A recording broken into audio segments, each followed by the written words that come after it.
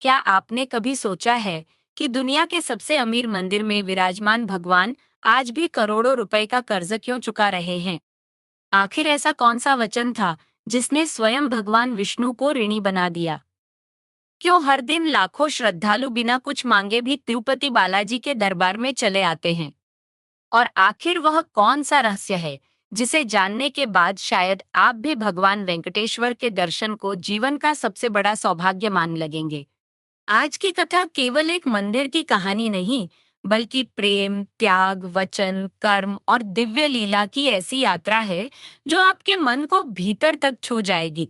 लेकिन इस कथा का सबसे बड़ा रहस्य अंत में सामने आएगा, इसलिए इस वीडियो को अंत तक अवश्य देखिए।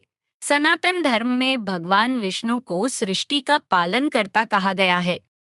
जब जब संसार में धर्म की रक्षा की आवश्यकता हुई, तब तब उन्होंने विभिन्न अवतार धारण किए। लेकिन एक ऐसा अवतार भी है जिसमें भगवान ने युद्ध नहीं किया। उन्होंने किसी राक्षस का वध नहीं किया, बल्कि स्वयं मनुष्यों के बीच रहकर प्रेम, धैर्य और वचन की मर्यादा निभाई। यही अवतार है भगवान श्री वेंकटेश्वर, जिन्हें हम प्रेम से तिरुपति बालाजी कहते हैं। लेकिन इस कथा की शुरुआत तिरुमला पर्वत से नहीं, बल्कि वैकुंठ से होती है।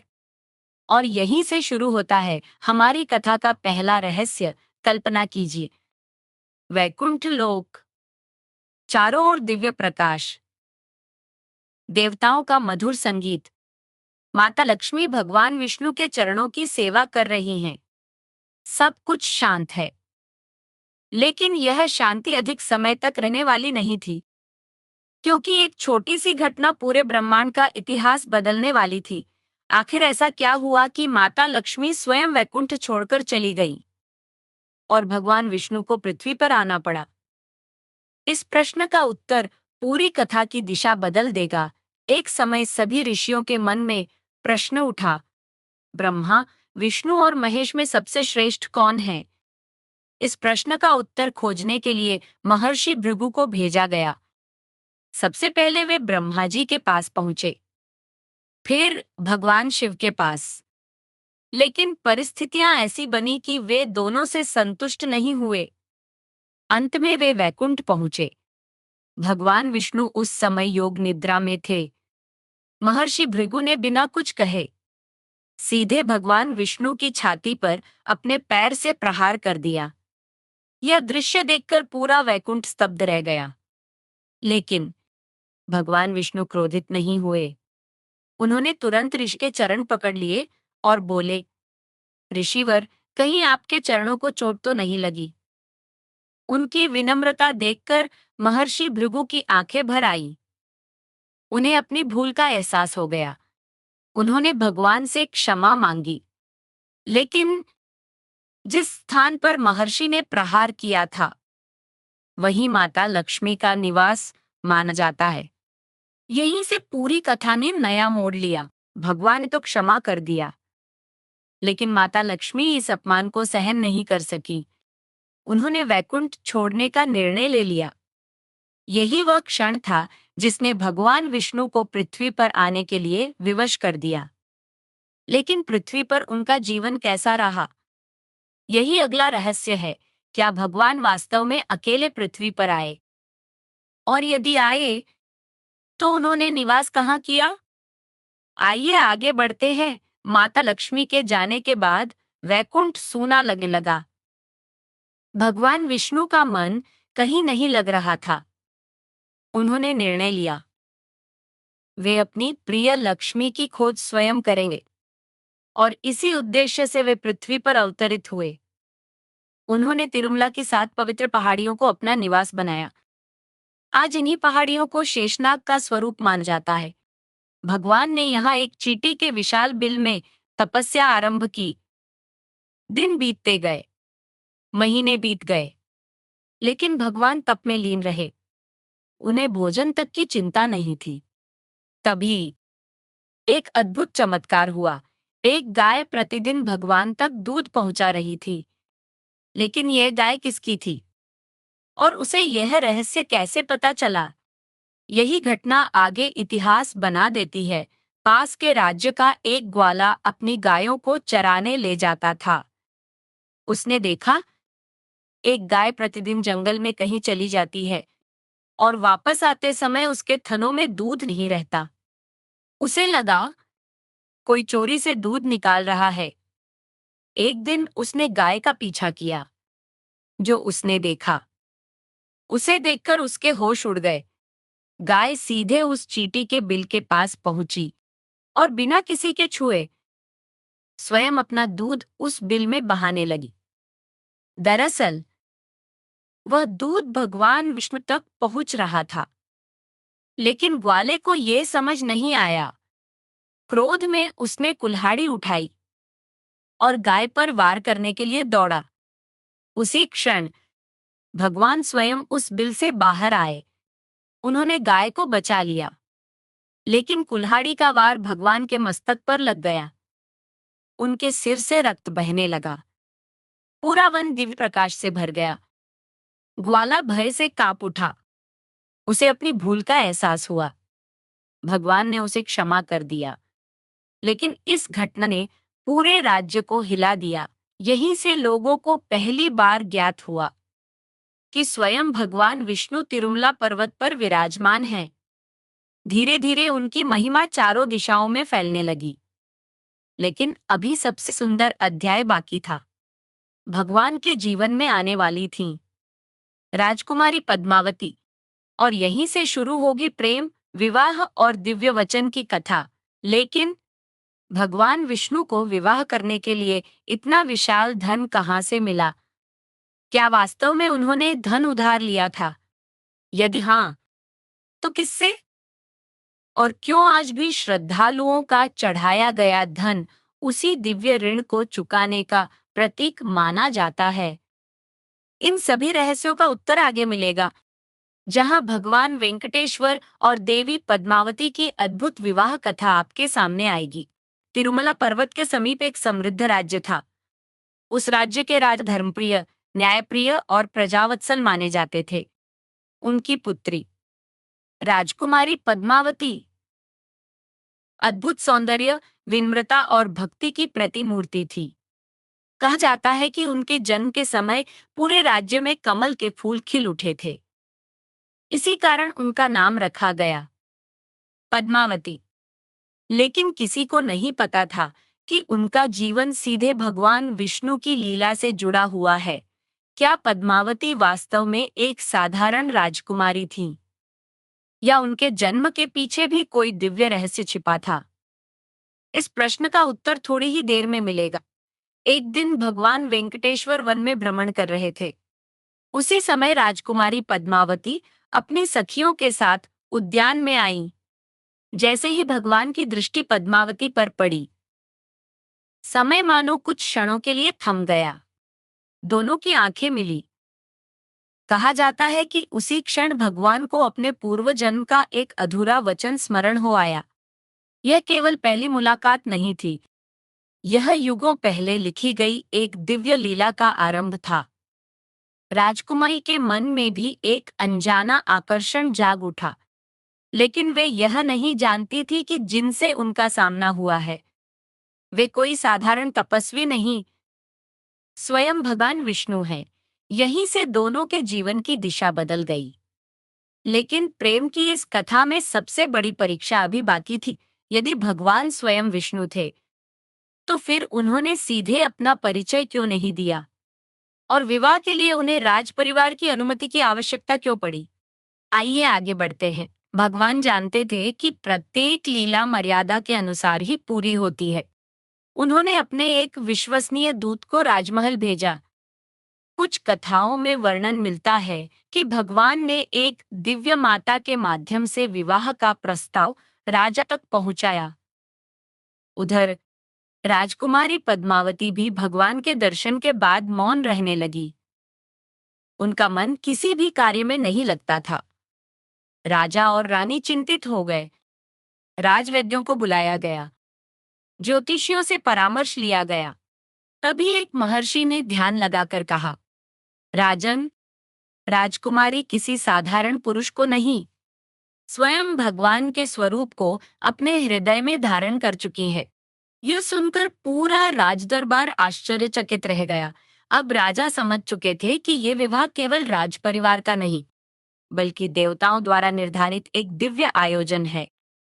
लेकिन एक बहुत बड़ी समस्या सामने थी। इतने विशाल विवाह का खर्च कौन उठाएगा? यही प्रश्न आगे चलकर तिरुपति मंदिर के सबसे प्रसिद्ध रहस्य का कारण बना। भगवान वेंकटेश्वर ने निश्चय किया कि विवाह पूरी भव्यता और परंपरा के अनुसार होगा। देवताओं को निमंत्रण भेजा गया। ऋषि मुनि आमंत्रित हुए। गंधर्व, यक्ष और किन्नर भी इस दिव्य उत्सव में सम्मिलित होने लगे। लेकिन इतने विशाल आयोजन के लिए अपार धन की आवश्यकता थी। तब भगवान ने धन के अधिपति कुबेर देव से सहायता मांगी। कुबेर ने भगवान के सामने एक दिव्य संकल्प रखा। उन्होंने कहा, मैं आपको यह धन अवश्य दूंगा, लेकिन कलयुग समाप्त होने तक यह ऋण प्रतीकात्मक रूप से बना रहेगा। भगवान मुस्कुराए। उन्होंने इस वचन को स्वीकार कर लिया। यहीं से प्रारंभ हुई वह दिव्य परंपरा, जिसके कारण आज भी श्रद्धालु श्रद्धा से मंदिर में दान अर्पित करते हैं। यह दान केवल धन नहीं, बल्कि भगवान के प्रति प्रेम, सेवा और समर्पण का प्रतीक माना जाता है। अब विवाह की सारी तैयारियां पूरी हो चुकी थी, लेकिन इस शुभ अवसर पर एक ऐसी घटना होने वाली थी जिसने स्वयं भगवान के हृदय को भी भावुक कर दिया, क्योंकि अभी तक माता लक्ष्मी को इस विवाह का समाचार नहीं मिला था। जब उन्हें ये पता चला तो क्या हुआ, यही इस कथा का सबसे भावुक मोड़ है। दिव्य विवाह की खबर धीरे धीरे सभी लोगों में फैल गई। यह समाचार माता लक्ष्मी तक भी पहुंचा। कुछ परंपराओं के अनुसार उन्होंने ये सुनकर तिरुमला की ओर प्रस्थान किया। उनके मन में अनेक प्रश्न थे। क्या भगवान ने मुझे भुला दिया? क्या मेरा स्थान किसी और ने ले लिया? जब वे भगवान के सामने पहुंची तो वातावरण गंभीर हो गया। देवता मौन थे, ऋषि शांत थे। भगवान वेंकटेश्वर ने अत्यंत विनम्रता से माता लक्ष्मी का सम्मान किया। उन्होंने उन्हें पूरी लीला का उद्देश्य बताया। यह कोई साधारण सांसारिक विवाह नहीं था, बल्कि युगों पूर्व दिए गए एक दिव्य वचन की पूर्णता थी। माता लक्ष्मी सब समझ गई। उन्होंने भगवान की लीला को स्वीकार किया। कथा की विभिन्न परंपराओं में इस प्रसंग का वर्णन अलग अलग मिलता है, लेकिन सभी का संदेश एक ही है। भगवान की प्रत्येक लीला में धर्म, वचन और करुणा का गहरा अर्थ छिपा होता है। अब सभी बाधाएं समाप्त हो चुकी थी। विवाह का शुभ मुहूर्त आ गया और पूरा ब्रह्मांड इस दिव्य उत्सव का साक्षी बनने वाला था। मंगल ध्वनियां गूंज उठी। वेदों के मंत्रों से वातावरण पवित्र हो गया। देवताओं ने पुष्प वृष्टि की। ऋषियों ने आशीर्वाद दिया। भगवान वेंकटेश्वर और देवी पद्मावती का दिव्य विवाह संपन्न हुआ। कहा जाता है कि यह विवाह केवल दो व्यक्तियों का मिलन नहीं, बल्कि धर्म, प्रेम, वचन और भक्ति का संगम था। जो भी श्रद्धालु इस कथा को सच्चे मन से सुनता है, उसे यह स्मरण होता है कि भगवान अपने भक्तों से किया हुआ कोई भी वचन कभी नहीं भूलते।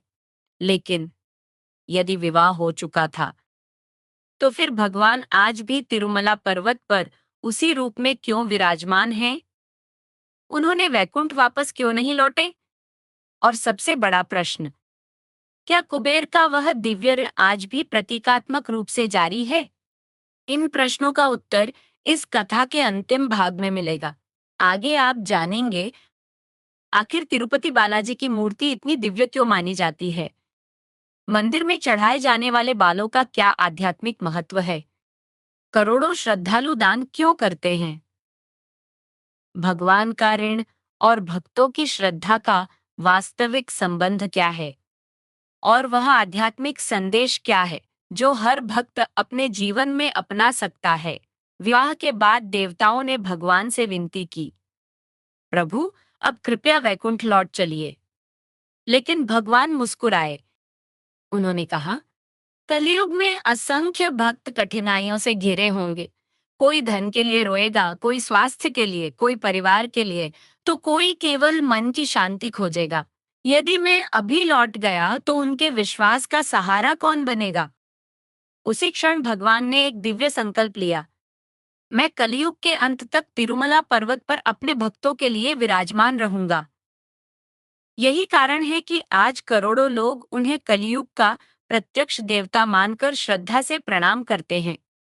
लेकिन क्या केवल दर्शन करने से ही भगवान प्रसन्न हो जाते हैं, या उनके पीछे कोई गहरा संदेश छिपा है? यही इस भाग का पहला रहस्य है। अधिकांश लोग सोचते हैं कि भगवान को सोना, चांदी या धन अर्पित करने से ही उनकी कृपा मिलती है। लेकिन शास्त्र बार बार हमें एक अलग संदेश देते हैं। भगवान के लिए सबसे बड़ा उपहार है सच्ची श्रद्धा। कल्पना कीजिए, एक गरीब किसान अपनी मेहनत की पहली कमाई का छोटा सा अंश लेकर मंदिर पहुंचता है। दूसरी ओर एक धनी व्यक्ति बहुत बड़ा दान देता है। भगवान दोनों को समान दृष्टि से देखते हैं, क्योंकि उनके लिए वस्तु का मूल्य नहीं, भावना का मूल्य होता है। यही कारण है कि तिरुपति आने वाला हर भक्त अपने सामर्थ्य के अनुसार अर्पण करता है। कोई 1 रुपया चढ़ाता है, कोई करोड़ों का दान देता है, लेकिन भगवान के सामने सभी समान हैं। यही इस कथा का पहला रहस्य खुलता है। भगवान धन के नहीं, भक्ति के भूखे हैं। लेकिन अभी एक ऐसा रहस्य बाकी है जिसे लेकर वर्षों से लोग चर्चा करते हैं। आखिर श्रद्धालु अपने बाल भगवान को क्यों अर्पित करते हैं? क्या यह केवल एक परंपरा है, या इसके पीछे कोई गहरा आध्यात्मिक अर्थ छिपा है? तिरुमला आने वाले अनेक श्रद्धालु अपने सिर के बाल भगवान को समर्पित करते हैं। इस परंपरा के बारे में अलग अलग लोक कथाएं और मान्यताएं प्रचलित हैं। इनका मूल संदेश यह है कि जब मनुष्य अपने बाल अर्पित करता है तो वह अपने अहंकार, अभिमान और बाहरी पहचान को भी भगवान के चरणों में समर्पित करने का संकल्प लेता है। मानो वह कह रहा हो, हे प्रभु, मैं जैसा हूं वैसा ही आपके सामने उपस्थित हूं। मेरे भीतर जो अहंकार है उसे भी आप स्वीकार कर लीजिए। यही कारण है कि लाखों श्रद्धालु इस परंपरा को केवल एक कर्मकांड नहीं, बल्कि आत्मसमर्पण का प्रतीक मानते हैं। लेकिन भगवान को केवल सिर झुकाना ही पर्याप्त नहीं, वास्तविक भक्ति जीवन में दिखाई देनी चाहिए। और यही है अगला रहस्य। बहुत से लोग सोचते हैं, मैंने प्रार्थना की, फिर भी मेरी इच्छा पूरी क्यों नहीं हुई? लेकिन भगवान की लीला मनुष्य की समझ से कहीं बड़ी होती है। कभी कभी वे हमें तुरंत उत्तर नहीं देते, क्योंकि वे हमें धैर्य सिखा रहे होते हैं।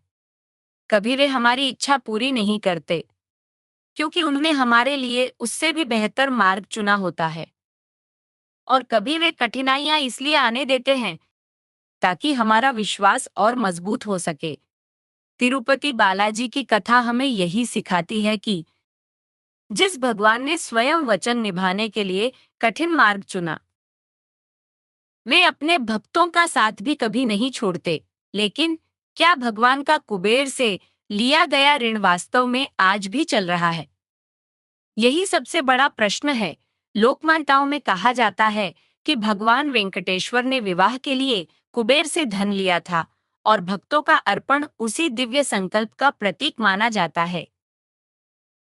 इस कथा का सबसे सुंदर अर्थ ये है, भगवान स्वयं हमें यह सिखा रहे हैं कि वचन का सम्मान करना कितना महत्वपूर्ण है। यदि स्वयं भगवान भी अपने दिए हुए वचन को सर्वोच्च स्थान देते हैं, तो हमें भी अपने जीवन में सत्य, ईमानदारी और जिम्मेदारी का पालन करना चाहिए। यही इस कथा की सबसे बड़ी शिक्षा है। अब शायद आपको समझ आ गया होगा कि तिरुपति केवल एक मंदिर नहीं, बल्कि विश्वास का जीवन प्रतीक है। लेकिन अभी अंतिम संदेश बाकी है। आज की भागदौड़ भरी दुनिया में हर व्यक्ति किसी न किसी चिंता से घिरा है। कोई सफलता चाहता है, कोई परिवार की खुशियां, कोई स्वास्थ्य, कोई मानसिक शांति। तिरुपति बालाजी की कथा हमें याद दिलाती है कि भगवान के पास जाने का अर्थ केवल इच्छाएं मांगना नहीं है। उनके पास जाने का अर्थ है अपने भीतर के डर को छोड़ना, अपने अहंकार को त्यागना, अपने कर्म को श्रेष्ठ बनाना और विश्वास रखना कि सही समय पर ईश्वर हमें वही देंगे जो हमारे लिए वास्तव में उचित होगा। यही सच्ची भक्ति है। कल्पना कीजिए, सुबह का समय है। तिरुमला की पहाड़ियों पर हल्की धुंध छाई हुई है। मंदिर की घंटियां गूंज रही हैं। हजारों भक्त कतार में खड़े हैं। किसी की आंखों में आंसू हैं, किसी के चेहरे पर मुस्कान, किसी के हाथ जुड़े हैं, तो कोई मौन खड़ा है। लेकिन उन सब में एक बात समान है, विश्वास। और शायद यही विश्वास तिरुपति बालाजी की सबसे बड़ी शक्ति है। आज आपने जाना कैसे एक छोटी सी घटना ने भगवान को पृथ्वी पर आने के लिए प्रेरित किया। कैसे प्रेम, वचन और धर्म ने उनकी प्रत्येक लीला को अर्थ दिया। कैसे श्रद्धा धन से बड़ी है, कैसे समर्पण अहंकार से बड़ा है और कैसे विश्वास हर कठिनाई से बड़ा होता है। यही है तिरुपति बालाजी की दिव्य कथा का वास्तविक संदेश। यदि इस कथा ने आपके मन को छुआ हो तो वीडियो को अवश्य लाइक करें। इसे अपने परिवार, मित्रों और उन सभी लोगों के साथ साझा करें जो भगवान वेंकटेश्वर की महिमा को जानना चाहते हैं। और यदि आप सनातन धर्म की ऐसी ही प्रामाणिक, प्रेरणादायक और भावपूर्ण कथाएं नियमित सुनना चाहते हैं तो हमारे चैनल को सब्सक्राइब करें और बेल आइकन दबाना न भूलें ताकि अगली दिव्य कथा आपसे छूट न जाए। याद रखिए, ईश्वर तक पहुंचने का सबसे सरल मार्ग धन नहीं, श्रद्धा है। सबसे बड़ा दान सोना नहीं, अच्छे कर्म है। और सबसे बड़ी पूजा केवल मंदिर नहीं, अपने व्यवहार, अपने वचन और अपने जीवन में होती है। इसी विश्वास के साथ हम प्रार्थना करते हैं कि भगवान श्री वेंकटेश्वर, तिरुपति बालाजी की कृपा आप और आपके परिवार पर सदैव बनी रहे। गोविंदा गोविंदा, श्री वेंकटेश्वर स्वामी की जय। धन्यवाद। अगले वीडियो में फिर मिलेंगे एक नई दिव्य कथा के साथ।